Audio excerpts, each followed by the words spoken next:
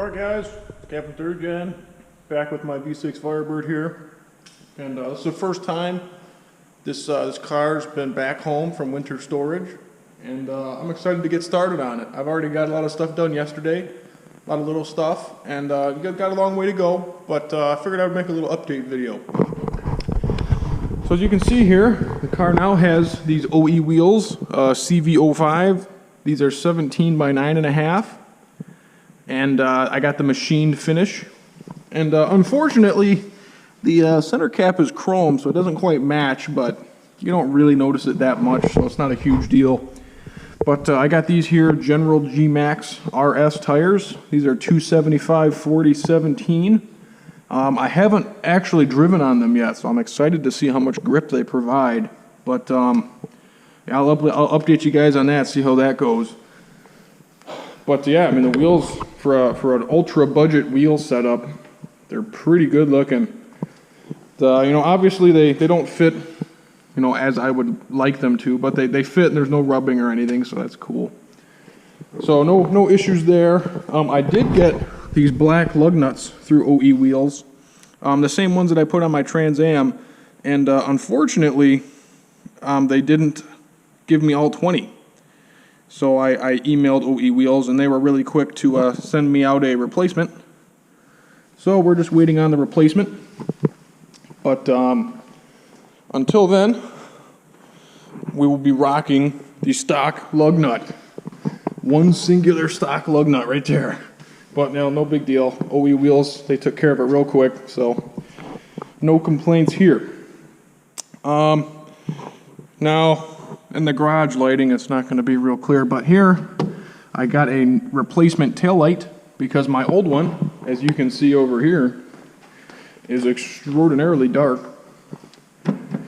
So I got another one off eBay for a somewhat reasonable price, and it matches the driver's side perfectly, so that's cool. Happy with that. So now this is all LED. This matches. I got the decal for the Pontiac and the silver centerpiece here. So I got the whole thing going on back here. Pretty cool stuff. Got some track stickers, because it makes you seem more legit, even though I have no idea what I'm doing. But yeah, so we can take a look in here, and still rocking the stock seat. I'm working on getting a Corbeau in here. I got a fixed back Corbeau. And I got a wedge engineering bracket on the way.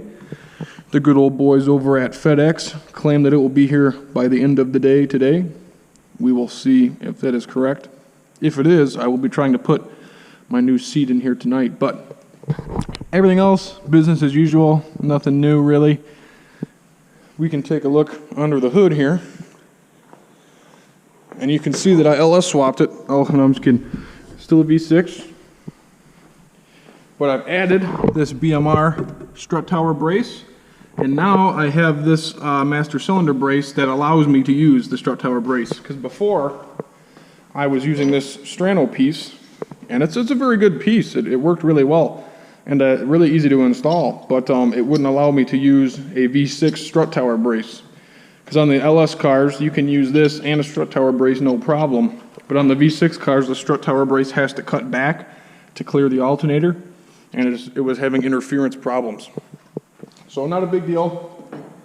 I got this master cylinder brace, and it's much smaller, and it fits with the strut tower brace, so you can see there, no interference, and seems to be working pretty good. And this one was actually significantly cheaper, so that was cool. A little more difficult to install, but not a big deal. I've had the master cylinder on and off so many times, it's not that big of a deal at this point. But yeah, so got that going on for me. Next project, I think, is that power steering pump down there. Going to be doing a power steering pump along with a DIY extremely budget power steering cooler that I'm going to put somewhere underneath the car. Haven't quite figured that out yet.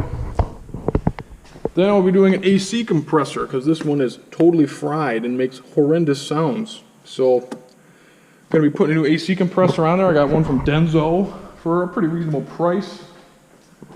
And I scored this piece on, ironically, LS1 Tech.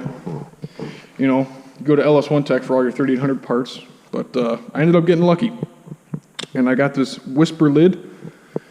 Now, on the LS cars, this isn't a big deal because you have a bunch of aftermarket lid options. But on the V6 cars, this is kind of the only one. And they haven't made it for 10 or 15 years.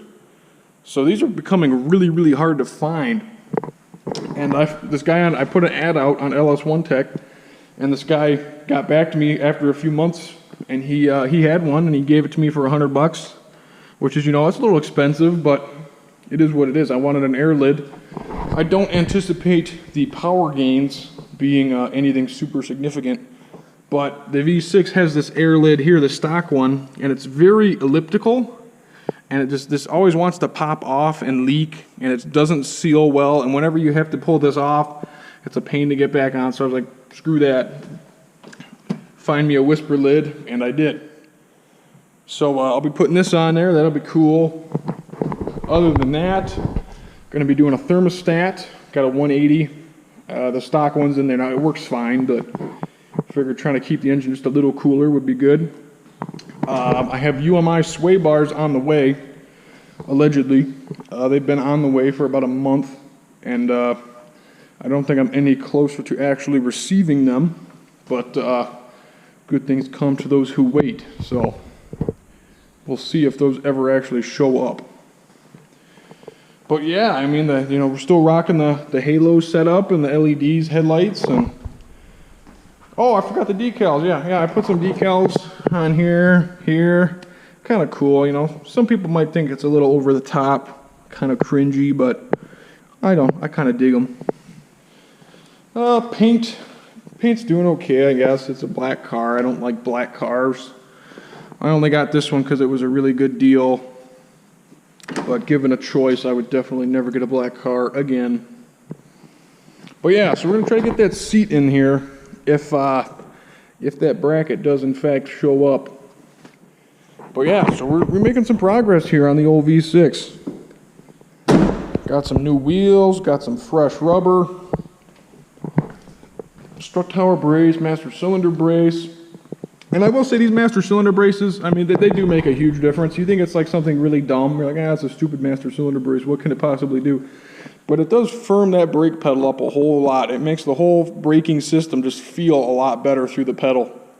It's a much more immediate brake response.